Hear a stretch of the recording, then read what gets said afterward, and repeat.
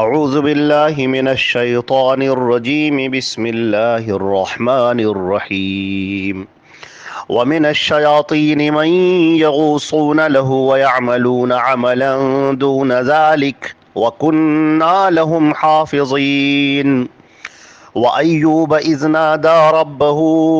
أني مسني الضر وأنت أرحم الراحمين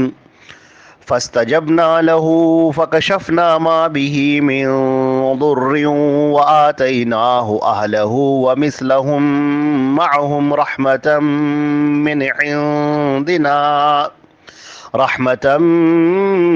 عندنا وذكرى للعابدين۔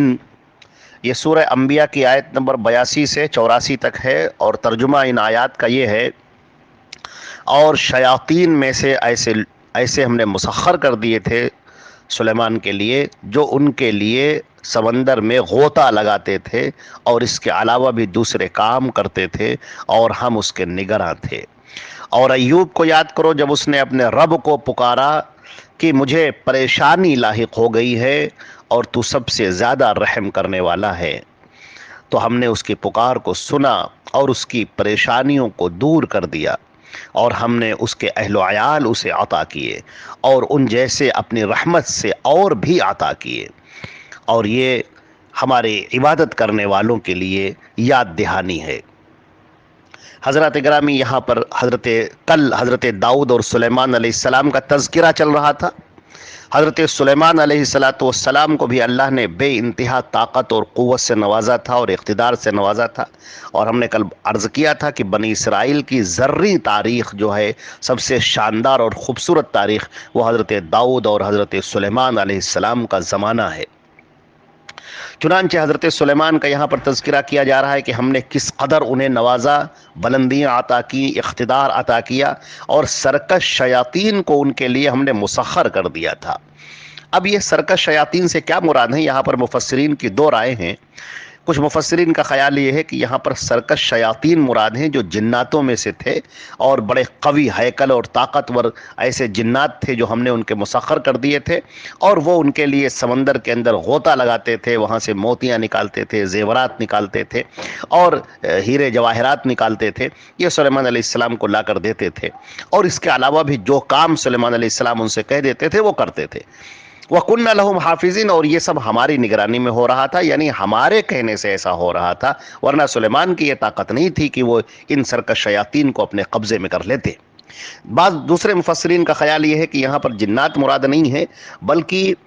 دوسری قوم کے افراد مراد ہیں جو قوی ہیکل تھے، جو مومنین میں سے نہیں تھے، اور ان کو حضرت سلیمان علیہ السلام نے لیا تھا، اور ایسے لوگ جو بڑے طاقتور اور توانا تھے، سلیمان علیہ السلام ان کو حاصل کرتے تھے اور اس کے بعد ان کو اپنے کام پر لگاتے تھے۔ تو اس طریقے سے انہوں نے یہ دکھایا ہے کہ سلیمان علیہ السلام کے روابط باہر سے کیسے مضبوط تھے، اور کس طریقے سے ان کا اقتدار تھا کہ وہ جو چاہتے تھے، جہاں سے چاہتے تھے، لوگوں کو بلوا لیتے تھے، اور سارے علاقے پر ان کی پکڑ تھی، اور یہ ان کا استحکام تھا۔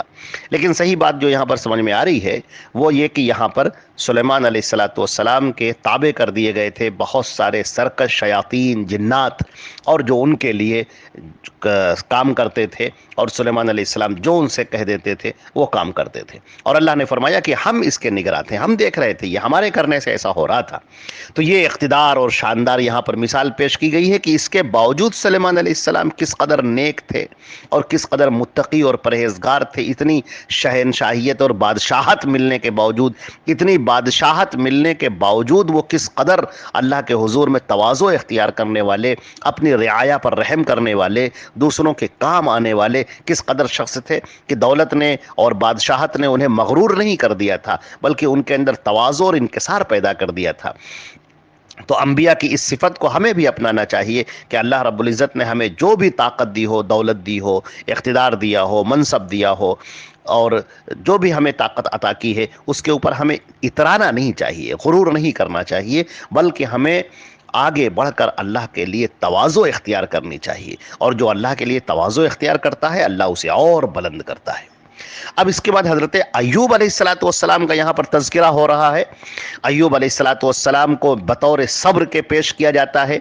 سارے لوگ صبر ایوب کی مثال دیتے ہیں۔ حضرت ایوب علیہ السلام کا زمانہ حضرت ابراہیم علیہ السلام کے بعد کا زمانہ ہے، اور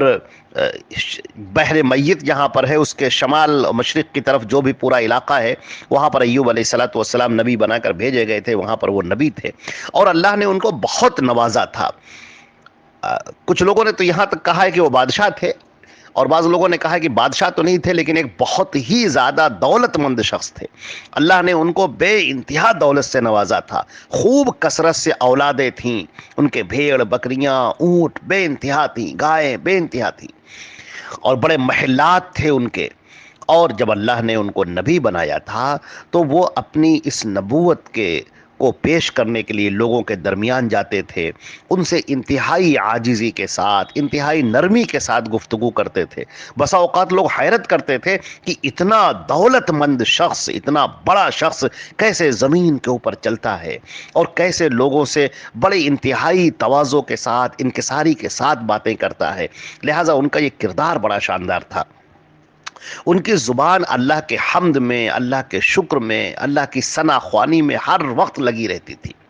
ایوب علیہ السلام کا تورات کے اندر کچھ سفر ایوب کے نام سے جو ملتا ہے، اس کے اندر جو ان کے بعض دعائیں اور بعض ان کے جو نغمات ذکر کیے گئے ہیں وہ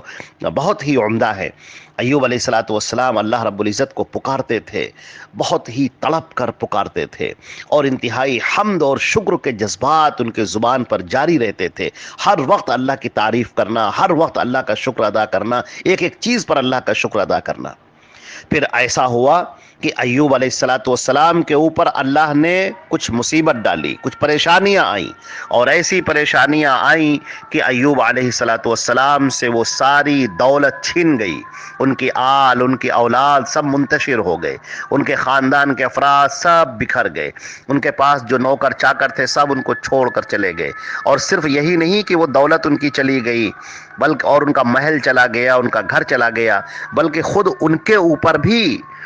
جسم کے اوپر بھی ایسی مصیبت طاری ہوئی، وہ بیمار ہو گئے۔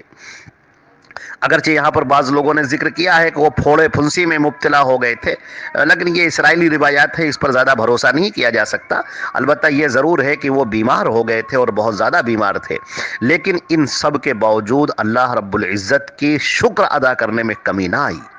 ایوب علیہ السلام برابر اللہ کا ذکر کرتے رہے، اللہ کا شکر ادا کرتے رہے، کوئی ایسا کلمہ اپنی زبان پر نہیں لائے جس سے یہ لگے کہ وہ بڑے ناشکرے ہیں اور کہنے لگے کہ اللہ سے ان کو بڑی شکایت ہے۔ ایک بندہ اپنے خالق سے کیا شکایت کرے؟ وہ اس سے دعا کرنا چاہیے، اس سے درخواست کرنا چاہیے۔ انسان کے اوپر جو حالات آتے ہیں وہ اللہ کے لائے ہوئے ہوتے ہیں، اس کو دور کرنے والا اللہ کے علاوہ کوئی نہیں ہے۔ لہٰذا ایسے موقع پر اگر آدمی، جیسے ہمارے ہم دیکھتے ہیں بہت سارے لوگ اپنی زبان کو خراب کر لیتے ہیں، اللہ تعالیٰ کو برا بھلا کہتے ہیں، اپنے آپ کو کوستے رہتے ہیں، اپنی تقدیر کو کوستے رہتے ہیں، زمانے کو برا بھلا کہتے رہتے ہیں، یہ طریقہ ایک مومن کا شعار نہیں ہے۔ حالات اللہ تعالیٰ لاتا ہے، اور حالات اس لیے لاتا ہے تاکہ آپ کا کردار ظاہر ہو۔ آپ بندے مومن ہیں تو بندے مومن بن کر دکھائیں۔ ایوب علیہ السلام کے اوپر اس قدر پریشانی آ گئی، لیکن ان کی زبان سے اللہ کے لیے کوئی شکایت نہیں نکلی۔ وہ اللہ کا شکر ادا کر رہے ہیں، اللہ کی تعریف کر رہے ہیں، اللہ کی حمد ثنا بیان کر رہے ہیں۔ ہمیشہ جب بھی ایک مصیبت آتی ہے تو کہتے ہیں پروردگار ابھی یہ نعمتیں تو میرے ساتھ ہیں، اے اللہ تیرا شکر ہے، تیرا احسان ہے۔ وہ اپنے آپ کو دیکھتے ہیں، ان لوگوں کو دیکھتے ہیں جو ان سے بھی نیچے ہیں، جن کے پاس وہ دولت بھی میسر نہیں ہے، وہ چیزیں بھی میسر نہیں ہیں جو آج ان کو دی گئی ہیں۔ یہ ایوب علیہ السلام کے اوپر مصیبت ایک ساتھ نہیں آئی، دھیرے دھیرے کر کے آئی، اور اس کے ہر مصیبت پر وہ اللہ کا شکر ہی ادا کرتے رہے۔ کبھی شکایت کے کلمات اپنی زبان سے نہیں نکالے، گستاخی کے کلمات زبان سے نہیں نکالے۔ اور آخرکار ایوب علیہ السلام کے دعا کا یہاں پر ذکر کیا گیا ہے کہ یاد کرو میرے بندے ایوب کو، جب اس نے کہا کہ اے میرے پروردگار میں بہت پریشان ہوں، میں مصیبت میرے اوپر آ گئی ہے، یا اللہ مجھے پریشانیوں نے گھیر لیا ہے اور تو سب سے زیادہ رحم کرنے والا ہے۔ اللہ کو کیسے پکار رہے ہیں، کتنی محبت سے پکار رہے ہیں، کتنی عاجزی سے پکار رہے ہیں، کتنا اس کے اندر لطف پایا جا رہا ہے، کتنی شفقت پائی جا رہی ہے کہ وہ اپنے رب کو پکار رہے ہیں جو بے انتہا شفیق ہے، بے انتہا مہربان ہے۔ ایوب علیہ السلام کو معلوم ہے کہ اللہ کے علاوہ کوئی مصیبت دور کرنے والا نہیں ہے، اور یہ اللہ اپنے بندوں پر بہت مہربان ہے، لہٰذا وہ ایسے کلمات استعمال کر رہے ہیں، ایسے جملے استعمال کر رہے ہیں جو اللہ کی شان کو بڑھانے والے ہیں، اس کے شکر کو بڑھانے والے ہیں۔ چنانچہ وہ کہتے ہیں کہ پروردگار مجھے پریشانی لاحق ہو گئی ہے اور آپ بہت زیادہ رحم کرنے والے ہیں، سب پر رحم کرنے والے ہیں، ایک ایک پر آپ رحم کرنے والے ہیں، پروردگار میرے اوپر رحم کر دیجئے۔ اللہ تعالیٰ فرماتے ہیں کہ ہم نے ان کی دعا قبول کر لی اور ہم نے ان کی ساری پریشانیوں کو دور کر دیا، ہم نے ان کو اہل و عیال بھی عطا کیے اور ان اہل و عیال کے جیسے اور بھی دیے، اور بھی اولادیں ہم نے دی، خوب برکت ہم نے عطا کی، رحمت من عندنا، یہ ہم نے اپنی طرف سے رحمت کی ہے۔ اور یہ اس لیے ہے، دیکھیے جملہ دیکھیے آخر کا، وَذِكْرَى لِلْعَابِدِينَ، میری عبادت کرنے والوں کے لیے یہ تذکرہ ہو جائے، یاد دہانی ہو جائے، جو میرے لیے عبادت کرتے ہیں، جو رکوع کرتے ہیں، سجدہ کرتے ہیں، نماز پڑھتے ہیں، جو مجھے پکارتے ہیں، جو میری تسبیح کرتے ہیں، جو میرے آگے ہاتھ پھیلاتے ہیں، وہ جان لے کہ میں اپنے بندوں کے ساتھ بہت مہربان ہوں۔ میرے بندے جب مجھے تڑپ کر پکارتے ہیں، گڑ گڑا کر پکارتے ہیں، تو میں ان کی پکار کو سنتا ہوں اور انہیں ضرور دیتا ہوں۔ ہمارے نبی کریم صلی اللہ علیہ وسلم نے فرمایا کہ اللہ سے مانگ کر کبھی کوئی شرمندہ نہیں ہوا، کبھی کوئی خالی ہاتھ واپس نہیں ہوا، یا تو جو وہ مانگتا ہے اللہ اس کو وہی دے دیتا ہے، یا اللہ رب العزت اس کے بدلے میں بہتر چیز دے دیتا ہے، یا اللہ رب العزت اس کی دعا کو اپنے پاس رکھ لیتا ہے، اور کل قیامت کے دن جب اس کے پاس سارے اعمال نامے سب تولے جا چکے ہوں گے تو اللہ تعالیٰ فرمائے گا تیری بڑی نیکیاں میرے پاس ہیں۔ بندہ کہے گا اللہ تعالیٰ اب تو کوئی نیکیاں باقی نہیں رہیں۔ اللہ تعالیٰ فرمائیں گے تو نے دنیا میں مجھ سے دعا مانگی تھی، میں نے وہ دعا قبول نہیں کی تھی، یہ آج اس کا بدلہ ہے۔ اور وہ دیکھے گا کہ احد پہاڑ کے برابر بڑی بڑی نیکیاں ہیں، وہ کہے گا اے کاش، اے میرے رب کاش کہ تو دنیا میں میری کوئی دعا قبول نہ کرتا اور یہیں سارا بدلہ عطا فرماتا۔ اللہ تعالیٰ اپنے بندے کی دعا سنتا رہتا ہے، عزیزان گرامی، اللہ تعالیٰ دعا سنتا رہتا ہے، اور البتہ یہ ضرور ہے کہ اس کی حکمت کا تقاضا ہوتا ہے کہ تھوڑا دیر سے دیا جائے، بندہ جلدی نہ کرے، یہ نہیں کہ فوراً مانگا اور بس چاہے کہ بس فوراً سب ٹھیک ہو جائے، نہیں، تھوڑا سا انتظار کرے، اس کی حکمت کا تقاضا ہے۔ اللہ اپنے بندے کے لیے جو کرتا ہے بہتر کرتا ہے، لہٰذا ہمیشہ اپنے سینے کو صبر اور شکر سے معمور رکھے۔ ایوب علیہ السلام کا یہ واقعہ ہمارے لیے بڑی نصیحتوں کا سامان ہے، اور کیسے اللہ رب العزت نے اس کو بیان کیا ہے، اور ہمارے سامنے اس کے اندر بڑی گہرائیاں ہیں، بڑے اسباق ہیں۔ اللہ تعالی ہم کو سبق لینے کی توفیق عطا فرمائے۔ السلام علیکم ورحمۃ اللہ۔